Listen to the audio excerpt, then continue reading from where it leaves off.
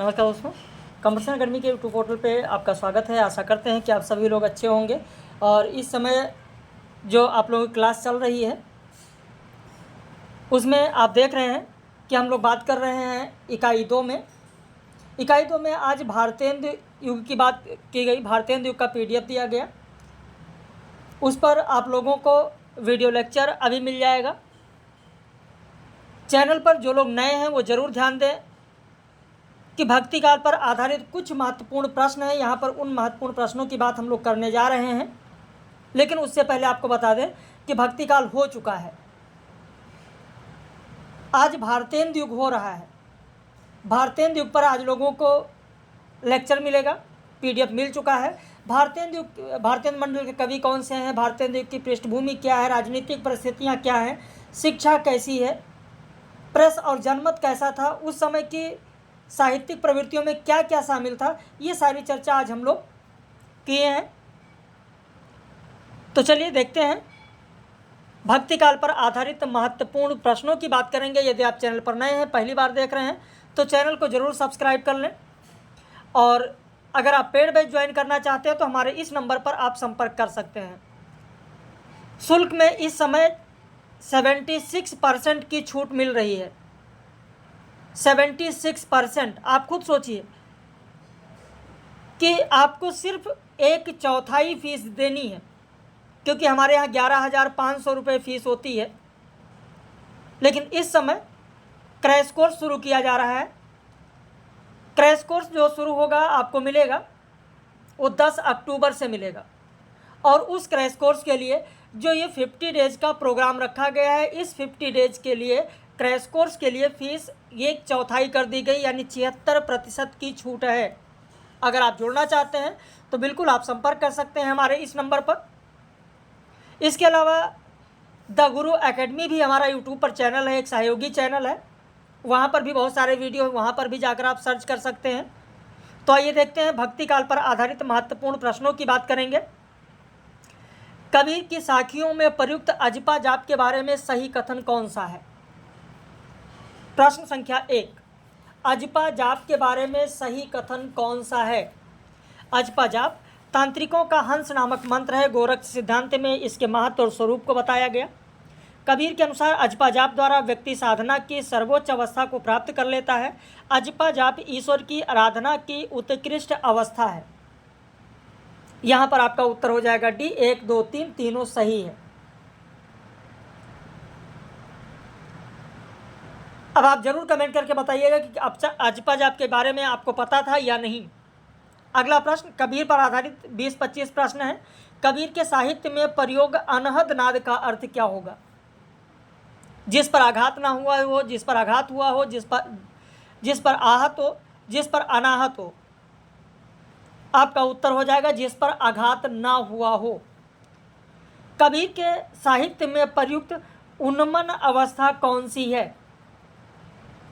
जब मन सांसारिक विषयों के प्रति उन्मुक्त होता है, जब मन सांसारिक विषयों के साथ ईश्वरमुखी होता है, जब मन सांसारिक विषयों को छोड़कर ईश्वरमुखी होता है, जब आत्मा और परमात्मा का मिलन होता है। उत्तर हो जाएगा सी। जब मन सांसारिक विषयों को छोड़ ईश्वरमुखी होता है तो उस अवस्था को कहा गया है उन्मन अवस्था। निरंजन शब्द को कहाँ नाम रूप उपाधि से परे सर्वव्यापी तत्व बताया गया है? बिहारी सतसई में, कबीर की साखी में, गोरखबानी में या सूर सागर में? आपका उत्तर हो जाएगा गोरखबानी में। निरंजन शब्द को कहाँ नाम रूपी उपाधि से परे बताया गया? अर्थ माया रहित, विकार रहित ही बताया गया निरंजन को, और वह भी गोरखबानी में बताया गया है। प्रश्न कैसे लग रहे हैं? अपनी प्रतिक्रिया आप लोग जरूर व्यक्त कीजिएगा। ये वीडियो पब्लिश है और मैंने आप लोगों को पहले ही इन्फॉर्मेशन दे दिया है कि हमारे यहाँ 11,500 फीस होती है, लेकिन अभी छूट चल रही है, 76% की छूट है। यानी आपको केवल 1/4 फीस जमा करनी है। और अगर आप जुड़ना चाहते हैं तो इस नंबर पर आप जुड़ सकते हैं। क्रैश कोर्स ये 50 दिन का है। 50 डेज का क्रैश कोर्स आपको मिलेगा, जिसमें मैं आपको बता दूं डेली आपको प्रैक्टिस सेट मिलेगा। डेली आपको वीडियो लेक्चर मिलेगा, डेली आपको लाइव क्लास मिलेगी, डेली आपको रिकॉर्डेड वीडियो लेक्चर मिलेगा। तो ये डेली मिलेगा और पूरी 10 की 10 यूनिट कंप्लीट कराई जाएंगी इस 50 डे में। और अब इससे अच्छा अवसर नहीं मिल सकता है आपको, इतने कम फीस में शायद ही कहीं पर कोई कराए। लेकिन आप जो पुराने होंगे उनको पता होगा कि हर वर्ष जब परीक्षा पास आती है तो कभी 40 डेज का, कभी 50 डेज का, यानी कभी 40 दिन का, कभी 50 दिन का क्रैश कोर्स शुरू किया जाता है। उसी भांति इस बार भी क्रैश कोर्स शुरू किया गया है, जिसके लिए एडमिशन आज से जारी हो गया है। आप भी जुड़ना चाहते हैं तो जल्दी आप करें और आप भी इसका लाभ ले सकते हैं। तो अगला प्रश्न देखें, कबीर ने सबसे न्यारा किसे बताया है? आपका उत्तर हो जाएगा डी, निरंजन को। यानी अजपा जाप अनहद नाद उन्मन और निरंजन में सबसे न्यारा निरंजन को बताया है। कबीर के साहित्य में किसका प्रयोग हुआ है? सुरत, निरत, सहज, शून्य, नाद, बिंदु। 1 2 2 3 1 3 1 2 3। तो आपका उत्तर हो जाएगा डी, 1 2 3। वैसे जब नाद बिंदु की बात आती है तो नादबिंदु में एक चीज आपने ध्यान दिया होगा, नादबिंदु में देखें या सहज, शून्य में देखें, सुरत, नृत्य, सब में लगभग वैभाव छिपा है। लेकिन शून्यवादी के प्रवर्तक का नाम आपको पता होगा। शून्यवादी के प्रवर्तक बौद्ध नागार्जुन। शून्यवादी के प्रवर्तक बौद्ध नागार्जुन थे। बौद्ध नागार्जुन ये शून्यवाद के प्रवर्तक थे। इनका समय था ईसा पूर्व 2वीं शताब्दी। इन्होंने शून्य का प्रयोग परम तत्व के लिए किया था। शून्य का प्रयोग परम तत्व के लिए किया था और वहीं से आप देखेंगे कि यहाँ पर सहज शून्य कबीर ने लिया है। कबीर के साहित्य में औंधा कुआं क्या है? आपका उत्तर हो जाएगा औंधा कुआं ब्रह्मांड रंध्र है। ब्रह्मांड रंध्र है। मेरा मन सुमिरे राम को, मेरा मन राम ही आहे, अब मन राम है रहा, शीस नमावे काहे। ये साखी का जो पद है इसके बारे में सही कथन कौन सा है? पहला दिया गया, इसमें तद्गुण अलंकार है। इसमें शक्ति की साधना की सा एवहमिति अर्थात मैं वही हूँ अवस्था का वर्णन है। इसमें तस्मैवाम अर्थात मैं उसका हूँ अवस्था का दर्शन है। 1 2 2 3 1 3 1 2 3। तो यहाँ पर उत्तर हो जाएगा ए, पहला और दूसरा सही है। पहला और दूसरा सही है। कबीर सूता क्या करे, सूता होई आकाज ब्रह्म का आशय खींचा, सुनत काल की गाज। इस पंक्ति में शक्तिशाली बताया गया है। किसे शक्तिशाली बताया गया? तो यमराज को शक्तिशाली बताया गया है। काल की गाज, काल की गाज से यह आशय है कि यमराज को बताया गया शक्तिशाली। काल यानी मृत्यु की बात हो रही है तो यमराज को शक्तिशाली बताया गया। 9 का उत्तर ए हो जाएगा। अगला प्रश्न, यह तन जालो मस करूं ज्यों धुआं जाए सरग, और मत व राम दया करें बरह बुझावें अज्ञ। इस पद के आधार पर सही कथन कौन सा है? इसमें अतिशयोक्त अलंकार है, इसमें वर्षा के वैज्ञानिक कारणों का उल्लेख है, इसमें आत्मा के विरहणी के रूप को दिखाया गया है।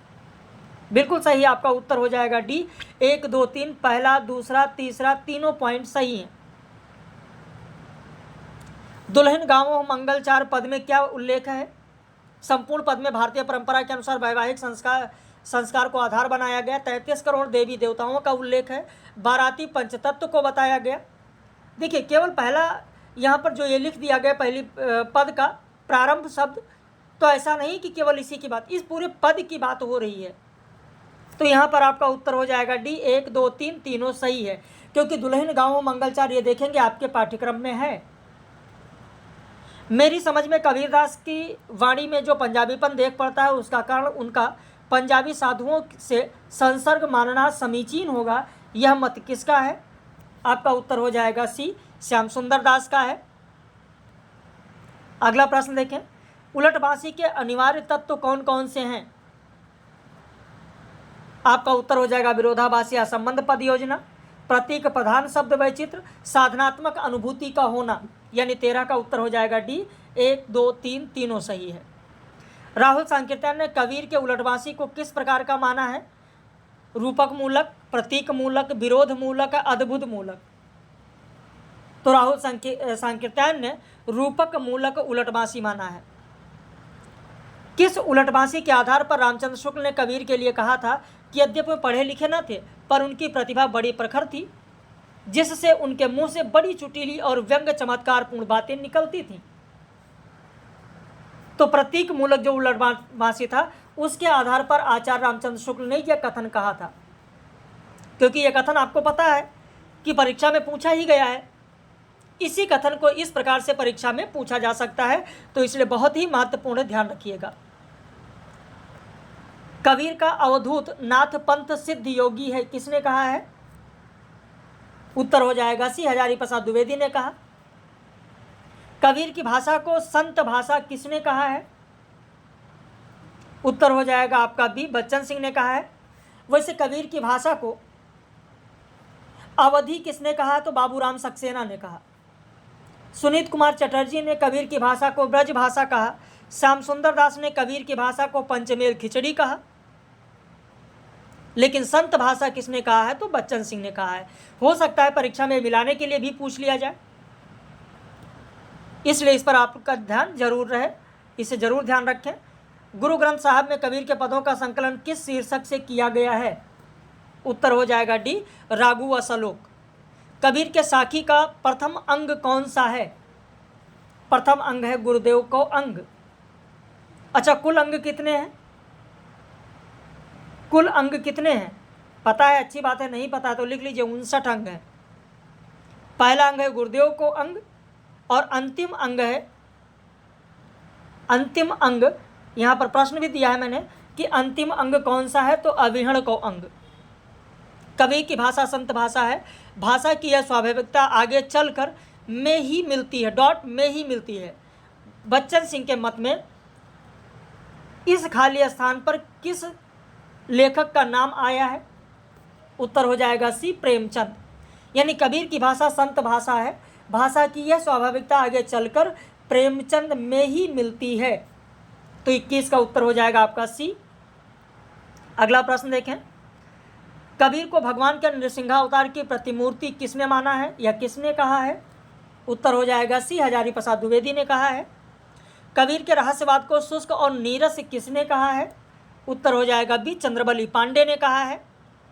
देखिए, समय कम है परीक्षा में आपके लिए, दिसंबर में परीक्षा है और यूपीएचएससी की जनवरी में संभवतः परीक्षा हो जाएगी, एमपीपीएससी वालों की जनवरी में परीक्षा है, तो इसलिए समय कम है। आप चीज़ों को पढ़ते चलें, रिवाइज करते चलें, इसीलिए बहुत ज़्यादा हम लोग इधर उधर की बातें नहीं कर रहे हैं, सीधे प्रश्न पर आते हैं और कराते चल रहे हैं आपको। कबीर को व्यवहारिक क्षेत्र में पूर्णतः प्रगतिशील मानने वाले विद्वान कौन से हैं? उत्तर हो जाएगा गणपति चंद्रगुप्त। कबीर के पोषक नीरू और नीमा में से नीरू का मूल नाम क्या था? उत्तर हो जाएगा गौरी शंकर नाम था।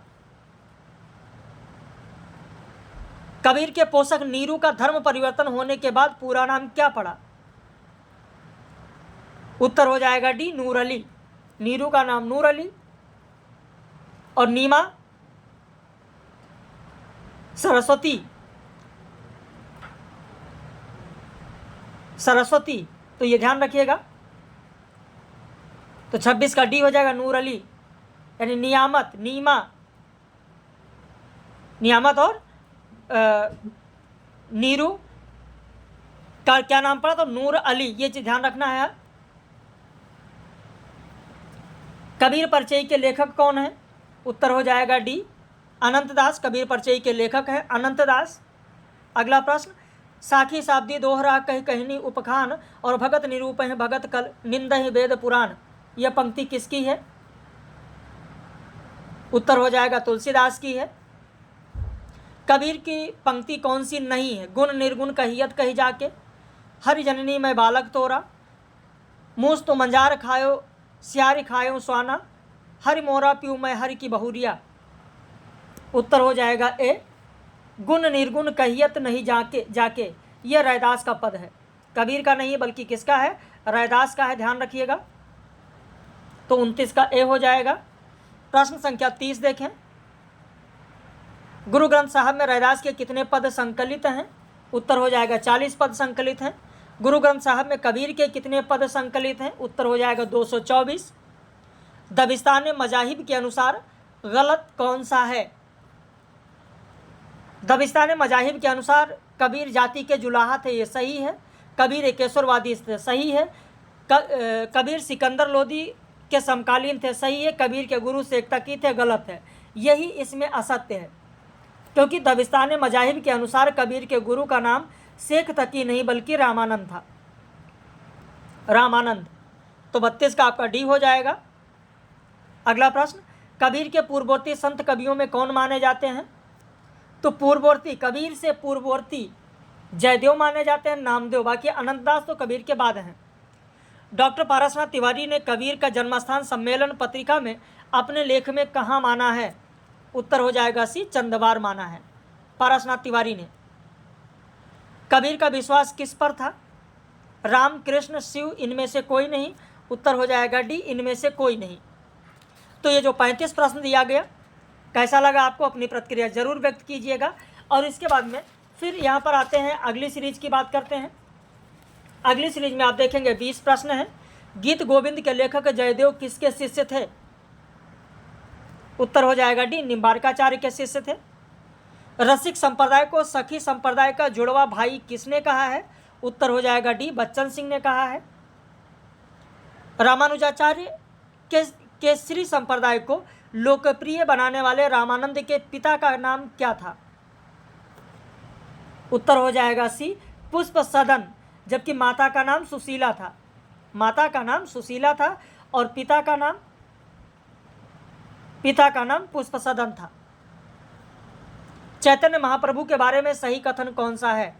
इनके बचपन का नाम विशंभर व निमाई भी था। इनके अनुसार भक्ति 4 प्रकार की होती है। चैतन्य महाप्रभु गौड़ीय संप्रदाय के प्रथम आचार्य माने जाते हैं। उत्तर हो जाएगा सी, 1 और 3 सही है, दूसरा गलत है, क्योंकि इनके अनुसार भक्ति 4 प्रकार की होती है, गलत। 5 प्रकार की होती है। पांचों का नाम हो सकता है आपको ना याद हो, बता दें, जबकि मैंने पढ़ाया है आप सभी लोगों को। शांति, दास, सख्य, वात्सल्य और माधुर्य। अब तो याद आ गया भाई, इसीलिए पहले आपको विस्तृत पढ़ाया जाता है और उसके बाद प्रश्न कराए जाते हैं। भाई डेली का शेड्यूल तो यही है ना, कि सुबह आपको पीडीएफ दिया गया, पहले उस टॉपिक का पीडीएफ पढ़िए, फिर डिस्क्रिप्टिव आपको वीडियो लेक्चर दिया गया, उसे पढ़िए, और फिर उसके बाद में लाइव कराया गया जिसमें प्रश्न कराया गया। बाकी टेस्ट सीरीज तो आपको लगातार दी जा रही है, जिसमें लगातार पूरे सिलेबस से प्रश्न होता है, तो वो भी रिवाइज होता रहता है। तो ये सारी चीज़ें दी जाती हैं आपको। अगला प्रश्न देखें, निम्न में से किसने अपने को अग्नि का अवतार बताया है या अग्नि का अवतार कहा है? उत्तर हो जाएगा डी, वल्लभाचार्य ने, वल्लभाचार्य ने। अगला प्रश्न देखें, जन्म काल के अनुसार निम्नलिखित संप्रदाय प्रवर्तकों का सही क्रम कौन सा होगा? ये सही क्रम ही दिया है, पहले रामानुजाचार्य, फिर मध्वाचार्य, फिर विष्णु स्वामी और उसके बाद वल्लभाचार्य। चारण काल के तहत किसने दोहा चौपाई में सर्वप्रथम भगवत गीता का अनुवाद किया था? उत्तर हो जाएगा सी, भुआल ने किया था। चारण काल के ग्रंथों के बारे में किसने कहा है कि यदि ये संग्रह किए जाएं तो हिंदुस्तान के इतिहास की अंधेरी कोठरी में कुछ उजाला हो जाए? उत्तर हो जाएगा सी, मुंशी देवी प्रसाद ने कहा है। निम्न में से अणुभाष्य की मान्यता किस वाद के तहत है? आपका उत्तर हो जाएगा शुद्ध अद्वैतवाद के तहत है, वल्लभाचार्य ने किया है, वल्लभाचार्य ने किया, शुद्ध अद्वैतवाद के तहत है। श्री ग्रंथ साहब में नानक की कविता के अतिरिक्त किन भक्तों की पंक्तियां भी हैं? तो उत्तर हो जाएगा डी, 1, 2, 3, जयदेव का भी है, नामदेव का भी है, त्रिलोचन का भी है। अगला प्रश्न देखें, निम्न में से ज्ञानदेव के शिष्य कौन थे? तो ज्ञानदेव के शिष्य त्रिलोचन और नामदेव थे। नाभादास के भक्तमाल के अनुसार रामानंद रामानुजाचार्य की शिष्य परंपरा के किस स्थान पर थे? तो चौथे स्थान पर थे, या चौथी पीढ़ी के शिष्य थे। रामानंद के शिष्य परंपरा में किस शिष्य की पत्नी सीता भी साथ में संत वेश में रहती थी? उत्तर हो जाएगा बी, पीपा, यानी पीपा की पत्नी का नाम सीता था। निम्न में से सत्य कथन कौन सा है? मध्वाचार्य का अन्य नाम महेंद्राचार्य भी था। मध्वाचार्य ने तत्ववाद का प्रवर्तन किया। इन्हें वायु का तृतीय अवतार बताया गया है। आपका उत्तर हो जाएगा बी, 2 और 3 होगा। दूसरा और तीसरा सही है। अगला प्रश्न देखें, भक्ति साहित्य जिजीविषा का साहित्य है, हताशा का नहीं। कथन किसका है? उत्तर हो जाएगा सी, हजारी प्रसाद द्विवेदी का कथन है। अगला प्रश्न देखें, सखी संप्रदाय के प्रवर्तक कौन थे? उत्तर हो जाएगा सी, हरिदास। भक्तमाल के लेखक नाभादास का संबंध यानी गुरु शिष्य संबंध की बात हो रही है, किस संप्रदाय के प्रवर्तक से था? उत्तर हो जाएगा बी, रसिक संप्रदाय के प्रवर्तक अग्रदास से। निम्न में से सुमेलित जोड़ा कौन सा है? उदासी संप्रदाय श्रीचंद, तपसी संप्रदाय कीलदास, सत्यनामी संप्रदाय जगजीवन दास। उत्तर हो जाएगा डी, 1, 2, 3 सभी सुमेलित है। ब्रह्म प्राप्ति का माध्यम ज्ञान किसके तहत माना गया है? उत्तर हो जाएगा ए, अद्वैतवाद के तहत माना गया है। बाकी चाहे वो विशिष्टा द्वैतवाद हो, चाहे द्वैता द्वैतवाद हो, चाहे द्वैतवाद हो, इन सबके तहत माना गया कि ब्रह्म की प्राप्ति किसके तहत हो सकती है? भक्ति के तहत हो सकती है। जबकि अद्वैतवाद के तहत माना गया कि ब्रह्म की प्राप्ति का माध्यम भक्ति नहीं है बल्कि ज्ञान है। निम्न में से किसके तहत जगत का आकार सोने के कुंडल जैसा माना गया है? उत्तर हो जाएगा डी, शुद्धाद्वैतवाद। शुद्धाद्वैतवाद के तहत माना गया कि जगत का आकार सोने के कुंडल के समान है। अब इसके बाद में अगले प्रश्न पर आते हैं, अगली सीरीज में आते हैं। तुलसीदास पर आधारित यहाँ पर यह प्रश्न है, 40 प्रश्न है। कहिए तो कराया जाए या फिर हम लोग अगले वीडियो में आपको दें। चलिए 22 मिनट हुआ है, अभी 10 से 12 मिनट लगेगा, ये भी उत्तर बता देते हैं आप लोगों को। तुलसीदास को गौतम बुद्ध के बाद भारत का सबसे बड़ा लोकनायक किसने कहा है? यह सब तो रटा ही होगा आपको। ग्रियर्सन ने कहा है। भारतवर्ष का लोकनायक वही हो सकता है जो समन्वय करने का अपार धैर्य लेकर आया हो। कथन किसका है? उत्तर हो जाएगा ए, हजारी प्रसाद द्विवेदी। लोकनायक तुलसीदास हिंदी काव्य गगन में सबसे अधिक दीप्तिमान नक्षत्र हैं, किसने कहा है? उत्तर हो जाएगा विजेंद्र स्नातक ने कहा है। अगला प्रश्न देखें, भाषा पर गोस्वामी जी का पूरा अधिकार था, वे भाषा के पीछे पीछे नहीं चलते, वर्ण भाषा उनका अनुसरण करती थी, किसने कहा है? आचार्य रामचंद्र शुक्ल ने कहा है। प्रश्न कैसे लग रहे हैं, अपनी प्रतिक्रिया आप लोग जरूर बताइएगा। रामचरितमानस आदि से अंत तक समन्वय का महाकाव्य है। आज का उत्तर भारत तुलसी का रचा हुआ है, वही इसके मेरुदंड है। कथन किसका है? उत्तर हो जाएगा बी, हजारी प्रसाद द्विवेदी। अबलो नसानी अब न नसइयों पंक्ति किस रचना की है? विनय पत्रिका की पंक्ति है। निम्न में से असत्य विकल्प कौन सा है? तुलसीदास ने मीन की शनिचरी का वर्णन कवितावली में किया, सही है। कवितावली को कवित रामायण भी कहा जाता है, सही है। कवितावली में राम कथा 5 कांडों में वर्णित है, यही गलत है। असत्य विकल्प यही है, 5 नहीं 7 कांडों में वर्णित है। निम्न में से असत्य विकल्प कौन सा है? प्रश्न संख्या 8 देखें, रामाज्ञा प्रश्न का दूसरा नाम अंतर्वेदी रामायण है, गलत। यही गलत होगा क्योंकि रामाज्ञा प्रश्न का दूसरा नाम दोहावली रामायण है, अंतर्वेदी रामायण नहीं, दोहावली रामायण है। बाकी पार्वती मंगल का आधार कुमार संभवों में सही है। जानकी मंगल वाल्मीकि रामायण पर आधारित है, सही है। बरवे रामायण में 69 छंद है, सही है। कविता करके तुलसी नाला से कविता लसी पा तुलसी की कला, यह पद किसका है? उत्तर हो जाएगा हरियोध ने कहा है, 9 का डी होगा। निम्न में से असत्य विकल्प कौन सा है? प्रश्न संख्या 10 देखें, इसमें से आपको असत्य बताना है। किष्किंधा कांड से उत्तरकांड तक रचना काशी में किया गया, सही है। विनय पत्रिका में आत्मनिवेदन 21 रागों में हुआ, सही है। विनय पत्रिका का विषय आध्यात्मिक जीवन है, सही है। विनय पत्रिका में 180 पद है, गलत है।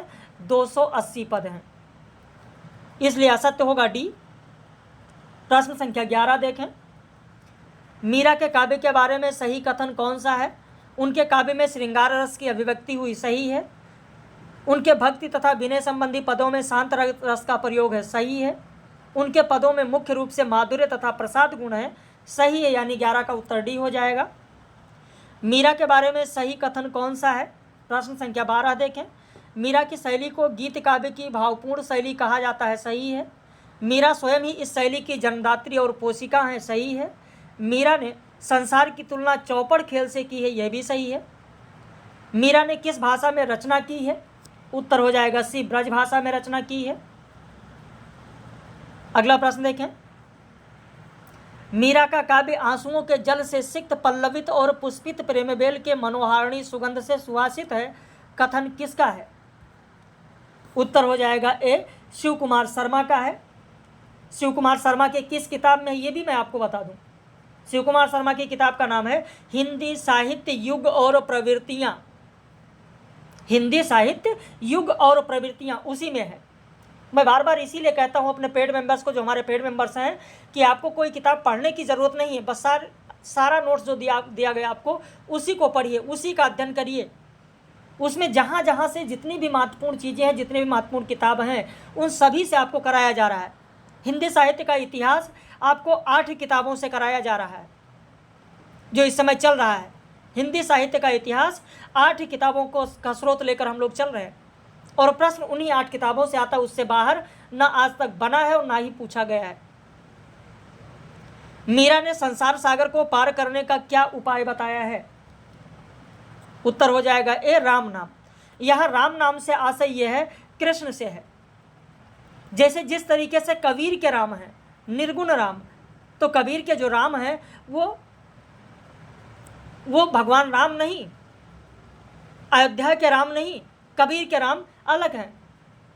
कहते कबीर कूता राम का मुतिया मेरा नाम। तो यहाँ पर कबीर जो राम जिस तरीके से कर रहे हैं वो उसी तरीके से जो कृष्ण की उपासिका मीरा है, मीरा के जो राम हैं वो राम अयोध्या के राम नहीं। तो 15 का उत्तर हो जाएगा आपका ए। मीरा कृष्ण के दर्शन किस रंग की साड़ी पहनकर करना चाहती हैं? उत्तर हो जाएगा सी, कुसुम्बी रंग। मीरा कृष्ण के घूमने के लिए क्या बनाना चाहती हैं? उत्तर हो जाएगा सी, बाग बगीचे। मीरा को राजपूतानों के मरुस्थल की मंदाकिनी किसने कहा है? ये तो खैर आप लोगों को याद ही होगा, बहुत ही महत्वपूर्ण है, कई बार पूछा गया है। सुमित्रानंदन पंत ने कहा है। करते तुलसीदास भी कैसे मानसनाद और महावीर का यदि उन्हें मिलता नहीं प्रसाद। यह पंक्ति किसकी है? मैथिली शरण गुप्त ने कहा है।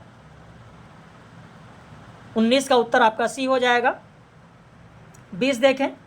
गोस्वामी तुलसीदास साहित्य और सत्य दर्शन के पारंगत महाकवि हैं। मत किसका है?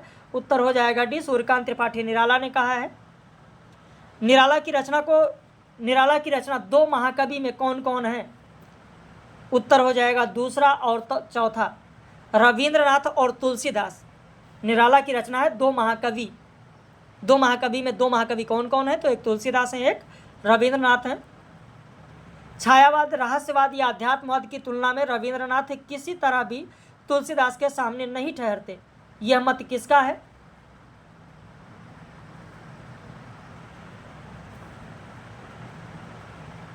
प्रश्न संख्या 22 देखें। उत्तर हो जाएगा बी, निराला। रामचरित के किस कांड में दोहों की संख्या सबसे कम है? प्रश्न संख्या 23। यह भी बहुत ही महत्वपूर्ण है, किस में सबसे कम है? उत्तर हो जाएगा बी, किष्किंधा कांड में दोहों की संख्या सबसे कम है। कितना है किष्किंधा कांड में? अगर कम है तो कितना है? 46 है। लंका कांड में कितने दोहे हैं? 121। अरण्य कांड में कितने हैं? किष्किंधा कांड में 30 हैं। 30 किष्किंधा कांड में 30 है। सबसे कम किस में है? तो सबसे कम 30 किष्किंधा कांड में है। लंका कांड में कितने हैं? तो लंका कांड में 121 हैं। अरण्य कांड में कितने होंगे? अरण्य कांड में 46 हैं। सुंदर कांड में कितने हैं? तो 60 हैं। ऐसे रामचरितमानस के किस कांड में दोहों की संख्या सबसे अधिक है? तो दोहों की संख्या सबसे अधिक बाल कांड में है 361। 361। बाकी अयोध्या कांड में आप देखेंगे 326। 326। उत्तर कांड में 130। लंका कांड में मैंने बताया ही आपको 121। तो सातों कांड में मुझे लगता है आपके पास हो गया होगा। कहीं लिखना चाहें तो लिख लें या स्क्रीनशॉट लेना चाहें तो स्क्रीनशॉट ले लें। रामचरितमानस के किस कांड में काकभूषुंडी गरुड़ संवाद है? उत्तर हो जाएगा सी, उत्तरकांड में है। रामचरितमानस के किस कांड को ज्ञानदीप प्रसंग भी कहा जाता है? उत्तर हो जाएगा उत्तरकांड को कहा जाता है। रामचरितमानस जीवन का महाकाव्य है, कथन किसका है? उत्तर हो जाएगा आपका सी, भगीरथ मिश्र। मीराबाई यानी जिनके बचपन का नाम पेमल था, इनकी रचनाएं कौन सी हैं? तो इनकी रचना रुक्मणी मंगल भी है, राग गोविंद भी है, मलार राग भी है। मीरा संचयन किसकी रचना है?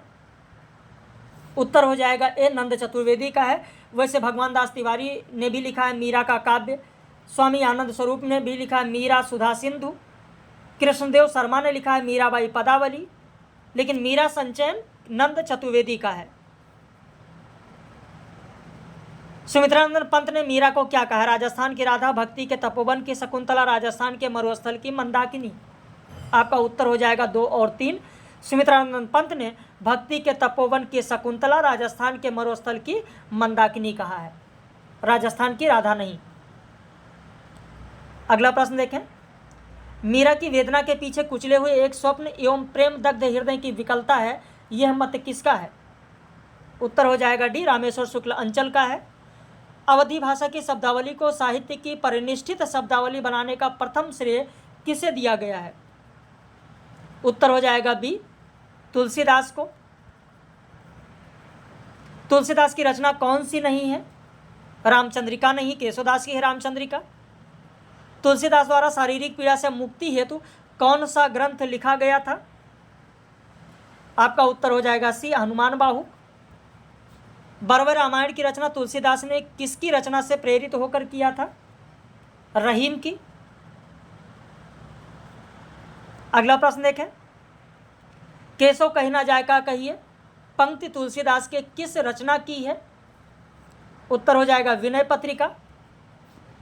तुलसीदास की कुल कितनी रचनाओं में उत्तरकांड संबंधी वर्णन मिलता है? उत्तर हो जाएगा सी, 4 रचनाओं में। अब वो 4 रचनाएं कौन कौन सी हैं, कितने लोग बताएंगे?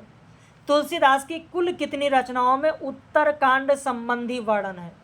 मैंने कहा 4। अब 4 कौन कौन से हैं? जो हमारे पेड मेंबर्स हैं, जिनको पूरा डिटेल पढ़ाया गया है, उनको तो याद ही होगा, कम से कम वो लोग तो कमेंट करें। बाकी जो नए लोग हैं, नहीं पता है, वो लिख ले। रामचरितमानस में है, कवितावली में है, गीतावली में है, बरवे रामायण में है। चारों का नाम लिख लीजिए, रामचरितमानस, कवितावली, गीतावली, बरवे रामायण। तुलसीदास की रचना कौन सी नहीं है? उत्तर हो जाएगा हनुमत चरित नहीं है, हनुमत चरित रायमल पांडे का है। गोरख जगायो जोग भगत भगायो भोग, यह काव्य पंक्ति किसकी है? उत्तर हो जाएगा यहाँ पर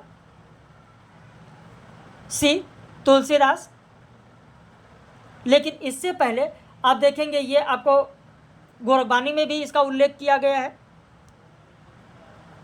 कई आलोचक इस पर खैर मतभेद है, लेकिन जहाँ तक है तुलसीदासी माना गया है। एक बार परीक्षा में पूछा गया है, गिरा अरथ जल बीच सम, कहियत भिन्न न भिन्न, और वंदो सीताराम पद जिन्ह परम प्रिय खिन्न, ये पद किसकी है, किसका है? तो आपका उत्तर हो जाएगा ए, तुलसीदास का है। तो इस तरीके से 40 प्रश्न का एक सेट, 20 प्रश्न का एक सेट और 35 प्रश्न का एक सेट, यानी लगभग 95 प्रश्न आपको कराए गए। कैसा लगा, अपनी प्रतिक्रिया जरूर व्यक्त कीजिएगा। बाकी आज रात में लाइव कक्षा में हम लोग भारतेंदु युग, भारतेंदु मंडल के कवि, भारतेंदु युगीन प्रवृत्तियों पर आधारित लाइव कक्षा में प्रश्न करेंगे। और बाकी अभी आपको लेक्चर मिल ही जाएगा, प्रथम प्रश्न पत्र भी चल ही रहा है। तो जो नए लोग हैं वो चैनल को जरूर सब्सक्राइब कर लें। और अगर जुड़ना चाहते हैं, इस समय इतनी बड़ी जो छूट मैंने आपको बताया है, 76% की छूट, ये छूट का लाभ आप, इस छूट का लाभ आप ले सकते हैं। तो हम लोग फिर मिलेंगे ऐसे ही महत्वपूर्ण वीडियो में आपके साथ फिर किसी दिन।